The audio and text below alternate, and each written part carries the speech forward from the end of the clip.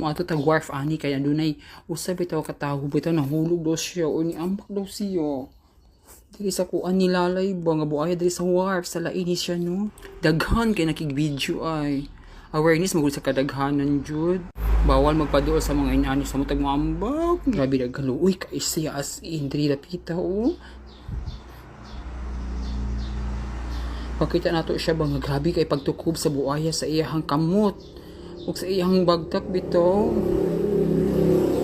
Grabe po di si Lalay. Uy, kusgan ki si Lalay.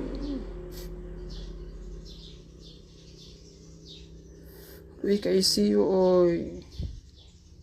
Tagabato man daw ni siyo. Ikuha pa dyan din na si Uncle. Ay, katong tipakaon ano nga buayo. Layo-layo, ba to sa lagpon? Ay, my God! Hala, hala, uy, uy. Hala, uy.